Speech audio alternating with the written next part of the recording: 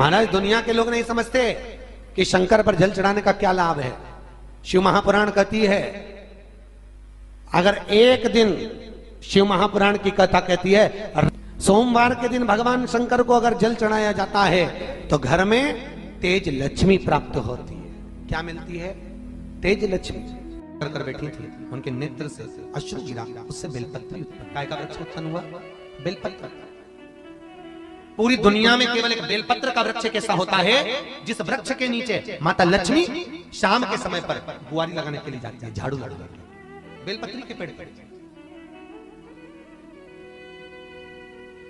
बेलपत्र का वृक्ष, जिसके यहां लक्ष्मी नहीं टिकती हो, पैसा घर में नहीं आता हो, बहुत चिंता लगी रहती हो, लक्ष्मी से जुड़ी हुई, व्यापार से जुड़ी हुई, पैसा आ ही नहीं गया, बहुत मेहनत कर रहे हो। सोमवार की सोमवार 5 सोमवार बेलपत्री के पेड़ के नीचे एक घी का दिया लगाना चालू कर दीजिए। शाम के समय थोड़ी सी मिट्टी बेलपत्री के पेड़ के नीचे की उठा कर लिया, घर के अंदर लाकर इतनी सी मिट्टी लाकर पटक दीजिए। 5 सोमवार करके देखो, छठे सोमवार पे करने की जरूरत नहीं पड़ेगी, व्यापार अपने आप बढ़ना चालू हो जाएगा। लक्ष्मी शाम के समय पर प्रतिदिन बेलपत्र के पेड़ के नीचे बुआरी लगाना। शंकर भगवान की प्रियता बेलपत्र। पहले भी कथा में कहा, फिर कहते हैं, जिस व्यक्ति के जीवन में धन, संपदा, वैभव, सत्ता, लक्ष्मी की थोड़ी भी कमी दिखती हो, उसको बेलपत्री के वृक्ष का पूजन चालू कर देना चाहिए। जाओ सोमवार के दिन बेलपत्र वृक्ष के नीचे जल चढ़ाकर, जल का सिंचन कर कर, उसी बेलपत्र के नीचे शाम के समय पर संध्या काल में, प्रदोष काल में भगवान देवाधिदेव महादेव गौरी शंकर का स्मरण करो।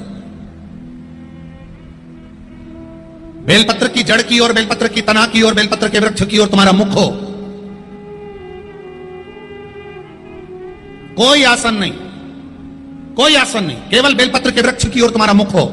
जहां बेलपत्री का वृक्ष है उसके नीचे बैठकर, उसकी छाया में, उसकी ओट में पंचाक्षर मंत्र नमः शिवाय, या फिर षडाक्षर मंत्र ओम नमः शिवाय, या फिर श्री शिवाय नमस्तुभ्यम का स्मरण कर कर अपने हृदय की बात गौरी शंकर से, महादेव से कहे।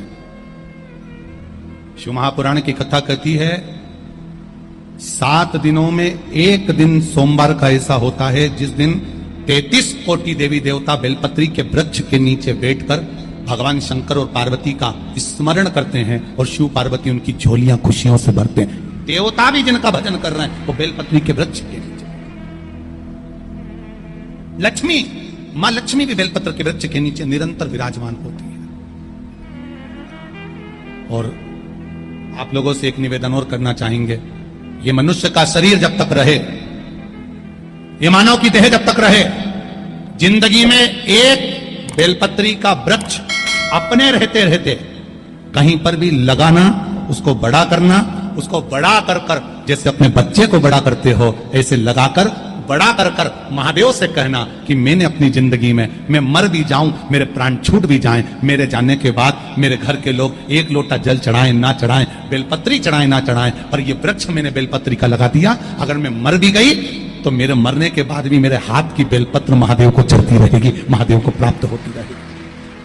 लगाओ, एक बेलपत्री के पौधे को छोटे से बड़ा करो, बड़े से बड़ा करो, बड़े से बड़ा करो, और बड़ा करने के बाद उसको कहीं तुम्हारी मर्जी पड़े जहां उस बेलपत्री के वृक्ष को लगाओ। अगर गलती हो गई, ये बहुत गलतियां हो गई, बहुत दुख पड़ गया, तकलीफ में आ गए, लग रहा है कि मुझसे बहुत गलतियां हुई है, बाबा मेरी नहीं सुन रहा, ये बेलपत्री का भाग की डंडी पीछे की ओर कर, जहां बैठकर बेलपत्र चढ़ा रहा, पत्ती का मुख अपनी और डंडी का मुख सामने। शिव की कुछ आराधना है, मेरे भोले बाबा की कुछ आराधना है। खाली ना जाता कोई,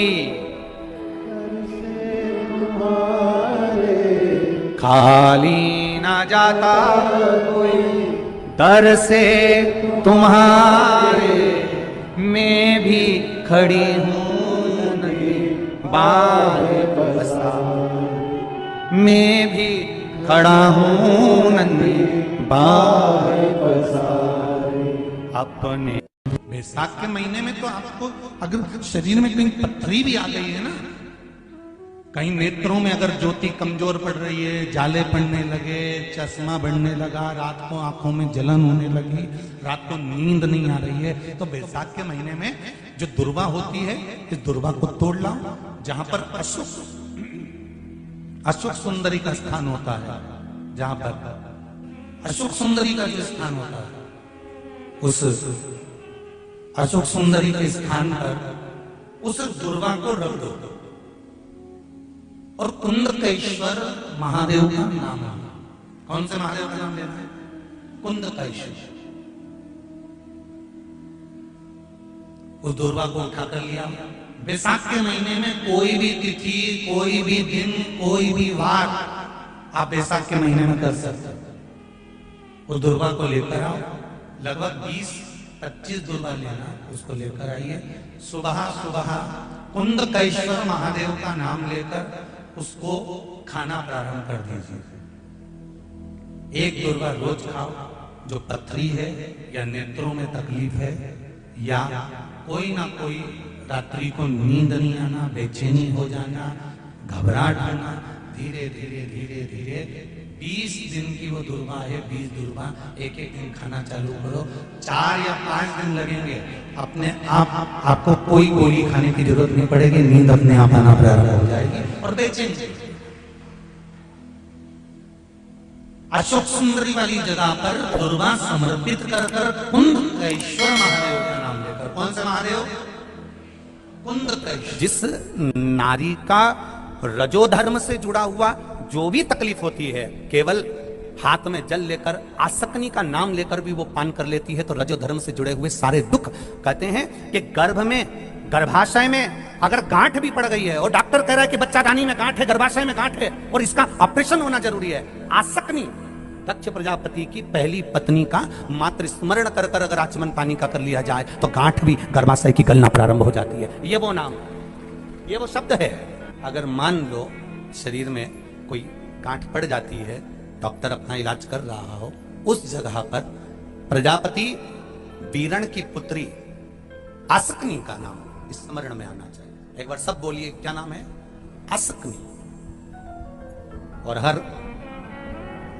हम आसक्ति का नाम भी नहीं बोल सकते, तो इसी आसक्ति का एक नाम है वीरणी। क्या नाम है? आसक्ति का स्मरण। अगर गांठ भी गर्भाशय में है और डॉक्टर बोल रहा है कि ऑपरेशन है, कराना है, डॉक्टर साहब से कहना, साहब जल्दी तो नहीं है ना, 15 दिन का समय तो मिल सकता है या 10 दिन का समय तो मिल सकता है इसका ऑपरेशन कराने के लिए।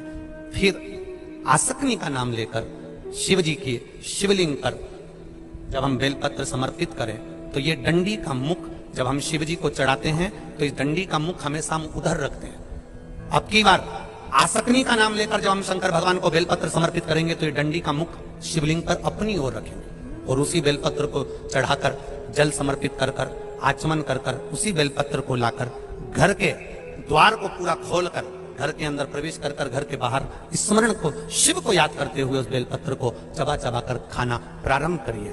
10 दिन मांगिए आप, ये 10 दिन के बाद मैं ऑपरेशन कराऊंगी, मना नहीं, पर एक बार मैं मेरे महादेव का नाम का स्मरण करना चाहती हूँ, एक बार शिव तत्व को जान। क्या नाम है? जम के बोलो, नाम बोलो फिर से।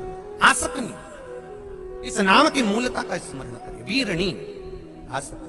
जैसे गणेश जी की 2 सूंड होती है, एक राइट सूंड का गणेश, एक लेफ्ट सूंड का गणेश।